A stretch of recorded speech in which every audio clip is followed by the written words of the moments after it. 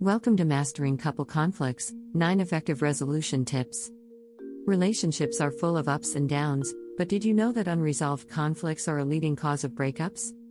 In fact, a study from the University of Utah found that 70% of couples who don't address their conflicts end up splitting.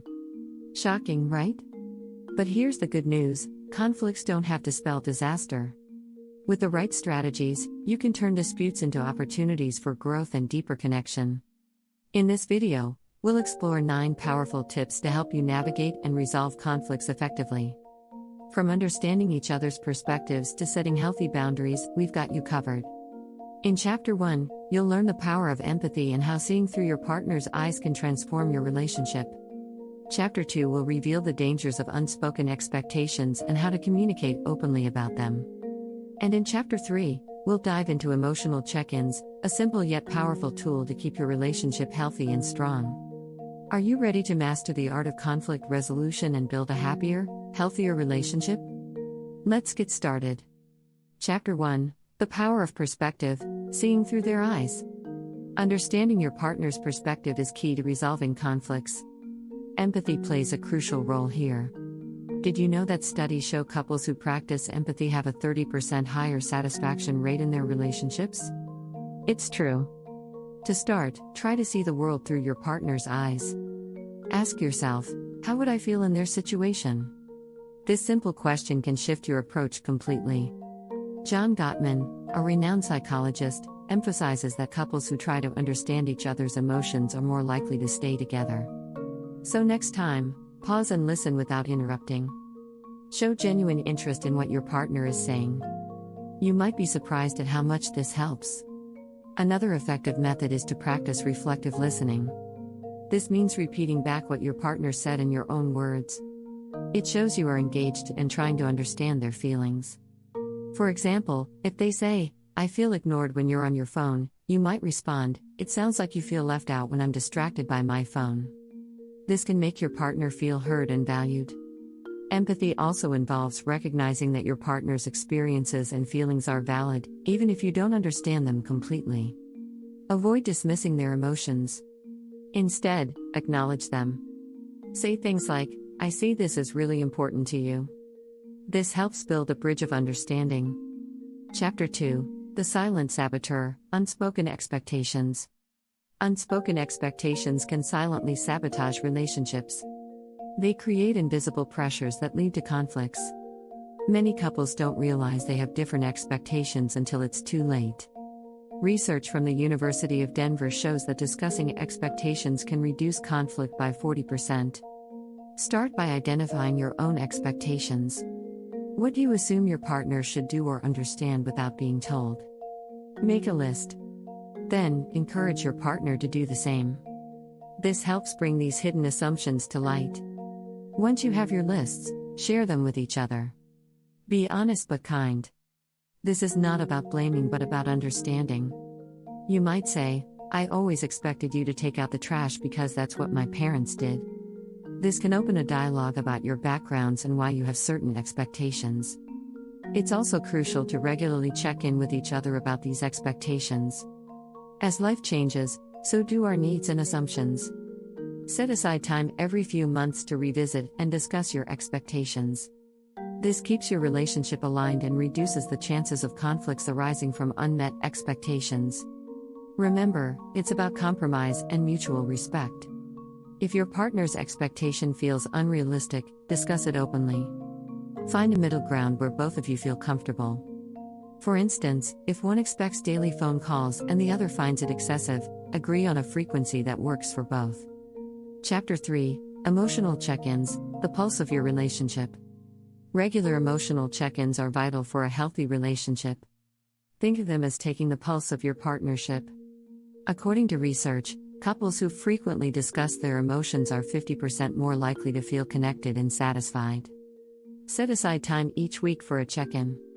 This can be as simple as asking, "How are we doing?" Or "Is there anything bothering you?" during a walk or over dinner. The goal is to create a safe space for both of you to share your feelings without judgment. During these check-ins, focus on listening more than talking. Sometimes, your partner just needs to vent. Offer your support and understanding rather than solutions. Statements like, "I hear you," and "that sounds tough," can go a long way in making your partner feel heard. It's also important to share positive emotions during these check-ins. Celebrate your wins, big or small. Recognizing the good moments reinforces your bond and reminds you both of what you appreciate about each other. Consistency is key. Make these check-ins a regular part of your routine. Whether it's weekly or bi-weekly, the regularity helps in maintaining a strong connection. It shows that you both prioritize the health of your relationship.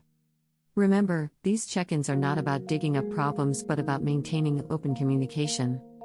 They help prevent minor issues from snowballing into major conflicts. By staying emotionally connected, you create a foundation of trust and understanding that makes resolving conflicts easier. Chapter 4: Conflict Style Awareness, Finding Your Conflict Personality. Understanding your conflict style can be a game changer. Everyone has a unique way of handling disputes. Research shows that couples who understand each other's conflict styles have a 60% higher chance of resolving issues peacefully. Are you a compromiser, an avoider, or a collaborator? Start by identifying your style. Think about your past conflicts. Do you tend to avoid them, or do you dive in headfirst? Knowing this helps you predict your reactions and adapt them for better outcomes. Talk to your partner about their style too. They might handle conflicts differently. For instance, if you're an avoider and they're a confronter, you both need to find a balance. John Gottman mentions that understanding these styles can prevent 80% of recurring conflicts. Adapt your approach based on the situation. Sometimes, a direct confrontation works best, while other times, a cool-down period is needed. Flexibility in handling disputes can lead to better resolutions. Also, be mindful of your triggers. Knowing what sets you off can help you manage your reactions. If you know you get defensive when criticized, practice deep breathing or take a moment before responding. Chapter 5: The Apology Art, Mastering Sincere Regret. Apologizing sincerely is crucial for mending relationships. A heartfelt apology can heal wounds and restore trust. Did you know that 70% of people feel a sincere apology can save a relationship? It's all about the delivery and intention. Start with acknowledging the hurt. Say, "I understand that I hurt you, and I am truly sorry." This shows that you recognize the impact of your actions. Avoid excuses. Saying, "I'm sorry, but," negates the apology. Express genuine regret. This involves showing that you understand the pain caused and wish to make amends. According to psychologist Harriet Lerner, a genuine apology includes acknowledging your mistake and showing empathy for your partner's feelings. Next, take responsibility. Own up to your actions without shifting blame. Saying, "I was wrong to do that, and I take full responsibility," shows maturity and sincerity. Offer to make things right. Ask, "What can I do to make it better?" This demonstrates your willingness to repair the damage. Follow through on your promises to rebuild trust. Lastly, learn from the mistake. Show that you're committed to changing your behavior. This could mean discussing how to avoid similar issues in the future or seeking professional help if needed. Chapter 6: Love Languages in Conflict, Speaking Each Other's Tongue. Understanding love languages can transform how you handle conflicts. Dr. Gary Chapman's book, The 5 Love Languages, highlights that people express and receive love in different ways. These include words of affirmation, acts of service, receiving gifts, quality time, and physical touch. Identify your love language and your partner's. This knowledge helps you communicate more effectively. For example, if your partner values words of affirmation, positive words during a conflict can ease tensions. During conflicts, use each other's love language to show you care. If your partner's love language is quality time, take a break from arguing and spend a few quiet moments together. This can create a more supportive environment for resolving issues. Using love languages helps you feel more connected. Research indicates that couples who understand and apply each other's love languages have a 50% lower rate of divorce. This shows the profound impact of this simple strategy. Incorporate love languages into your daily life, not just during conflicts. Regularly expressing love in your partner's preferred way builds a strong foundation. This makes handling disputes easier because your bond is continually reinforced. Encourage your partner to do the same for you. When both of you feel loved and understood, conflicts become less threatening and easier to navigate. It's all about mutual respect and understanding. Chapter 7: Healthy Boundaries, Safeguarding Your Love Space. Setting healthy boundaries is crucial in any relationship. Boundaries protect both partners and ensure mutual respect. Did you know that couples with clear boundaries are 30% less likely to experience major conflicts? Start by identifying your personal limits. What are your non-negotiables? Share these with your partner in a calm and respectful manner. It's important to be clear about what you need to feel safe and respected. Respect your partner's boundaries too. When both of you honor each other's limits, it creates a secure environment. This mutual respect can significantly reduce the likelihood of conflicts. Discuss and agree on boundaries together. This could include how you spend your time, handle finances, or communicate during disputes. For example, agreeing not to raise your voices during arguments can make conflicts more manageable. Revisit and adjust boundaries as needed. As your relationship grows, so might your boundaries. Regular check-ins ensure that both of you are still comfortable and respected. Chapter 8: Humor in Disputes, Lightening the Mood. Humor can be a powerful tool in resolving conflicts. It helps diffuse tension and brings a sense of perspective. According to a study by the University of Kansas, couples who use humor during conflicts are 20% more likely to stay together. Use humor to break the ice. A lighthearted joke or a funny comment can ease the tension. For instance, saying something silly in the middle of a heated argument can help both of you step back and laugh at the situation. However, be careful with your timing and tone. Humor should never be used to belittle or mock your partner. It's about creating a shared moment of relief, not adding to the conflict. Shared laughter strengthens your bond.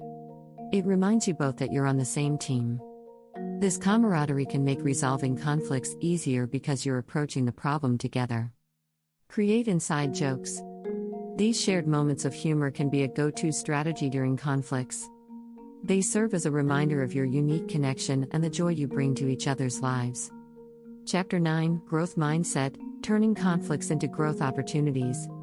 Adopting a growth mindset can transform how you view conflicts. Instead of seeing disputes as negative, view them as opportunities for growth. This shift in perspective can enhance your relationship. Start by embracing challenges. Understand that conflicts are a natural part of any relationship. They provide a chance to learn more about each other and grow together. Focus on the lesson, not the problem. Ask yourself, what can we learn from this? This approach encourages you to find constructive solutions rather than dwell on the negatives. Encourage each other to grow. Support your partner in their personal development. When both of you are committed to growth, conflicts become stepping stones to a stronger relationship. Celebrate your progress. Acknowledge the efforts both of you make to resolve conflicts and grow from them. Celebrating small victories reinforces positive behavior and strengthens your bond. Remember, a growth mindset means being patient and forgiving. It's about understanding that both of you are continually evolving. This perspective can help you navigate conflicts with more empathy and less frustration.